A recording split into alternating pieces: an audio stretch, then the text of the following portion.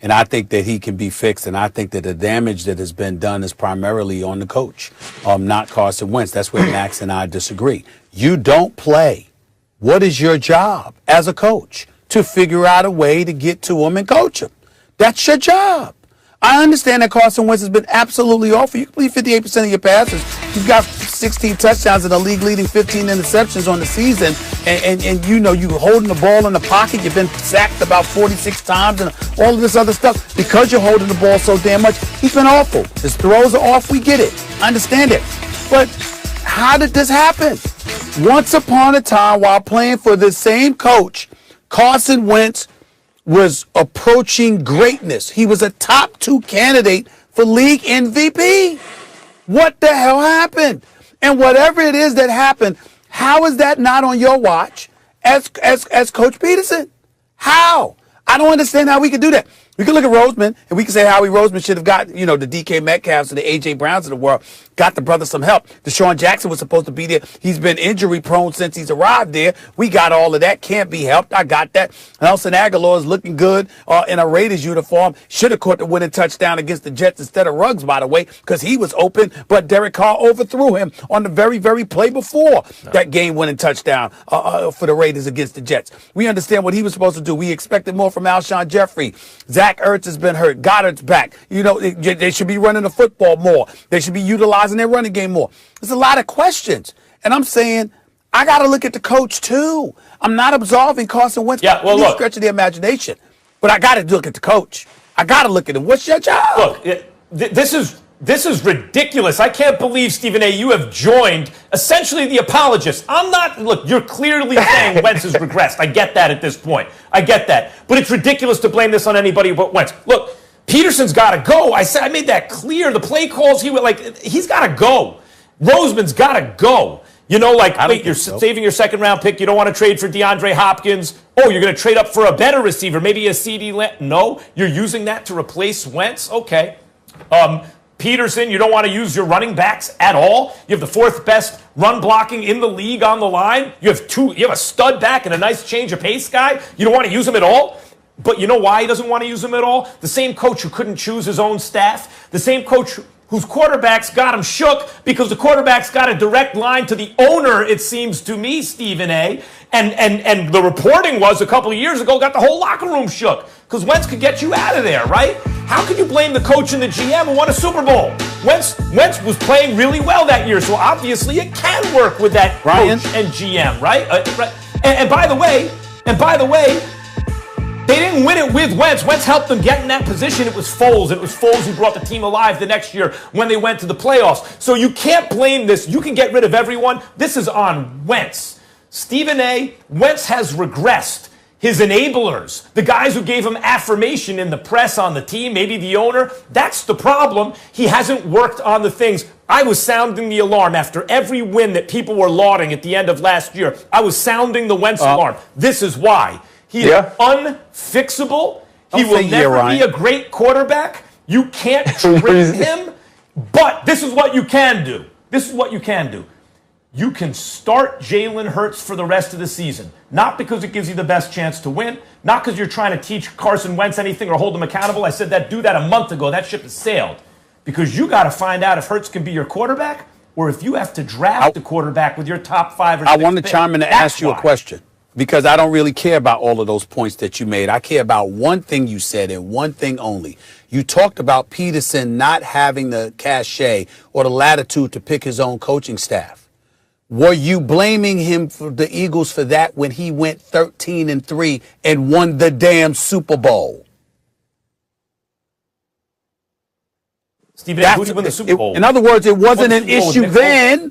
Why is it an issue now? Because now is when you need to hold Wentz accountable. Back then, you didn't have, not only was Wentz great on the money down, not only was Wentz the MVP of the season until then under Peterson, right? Not only was that true, but you won the Super Bowl with a different dude. And that dude played lights out. And then the next year, you were under 500 when Wentz's injury took him out and Foles came in and the team was brought to life. Now you got to hold him accountable, and apparently you don't have the juice. Well, he don't have the juice no more because he was backed into a corner and he had to make a choice. He had to make a decision, and the decision was the right one to start Jalen Hurts. I mean, to put Jalen Hurts in the game. And the right decision going forward this week, even though they're playing a team with a great defense in the Saints, is to start Jalen Hurts again. And you're right, it's not about teaching anybody a lesson. It's not about showing Carson Wentz the error of his ways. It's about Carson Wentz ain't playing good football. And the question was he done? He's done in Philadelphia as it is now. And here's the thing I had the most problem with Carson Wentz. Carson Wentz has done a very good job of this public facade or making us think a certain thing about him as far as a team guy. He's obviously a guy that loves the Lord. And so he says these things and he brings this to the forefront. And they talked about his accountability this week when he stood in front of the team and said, I have to play better. What I didn't hear in his post-game press conference was, Doug had to make this decision because I didn't play better.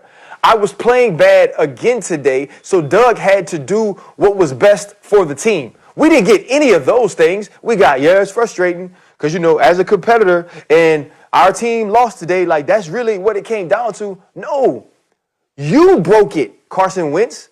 You weren't playing well. You couldn't make throws from clean pockets. You held the ball too long in the pocket and took sacks. That was you. And then when Jalen Hurts began to play, the team had energy. The team had juice. It seemed like when Nick Foles would start to play and the team would have energy and juice. And there were so many times I came on here and I fought Max Kellerman. I was like, Max Kellerman, that's stupid. Nobody goes out and plays harder because there's another quarterback in the game. Maybe they don't play harder because there's another quarterback in the game. But maybe they play harder because the other quarterback is no longer in the game. And the dude I saw in the post-game press conference that refused to take public accountability, that refused to say, you know what, it was my responsibility to fix Carson. I haven't fixed Carson all year, so Doug had to do what he had to do to try to fix the team. That dude ain't stand up. He blamed other people. He talked about communication. He talked about what he didn't know and how he felt, but never how he played. So Doug made the right decision. The right decision is to rock with Jalen Hurts the rest of the way out, and then you figure the rest of the offseason or the rest of next season out after this season is over. Because for now, Ryan should be over. Ryan, listen, everybody, I was so far out ahead of this. I obviously was seeing things. I wasn't lucky that I guessed Carson Wentz was regressing. Just take my word for this one. So everyone's not late on this next one, okay? Let me be very clear. They need to play Hurts. Not because he gives them the best chance to win, and not to hold Carson Wentz accountable. The time to hold Carson Wentz accountable, the last gasp, was a month ago when I told you that, right? Now you must play Hurts because you have to decide, is the second round pick we spent on a quarterback, is that guy going to be our quarterback going forward? Because Wentz will not be, because he's not good, and you cannot trade his contract. Wentz is done as a starter for the next couple of years. Maybe someone will give him a chance eventually. He's not a starter anymore.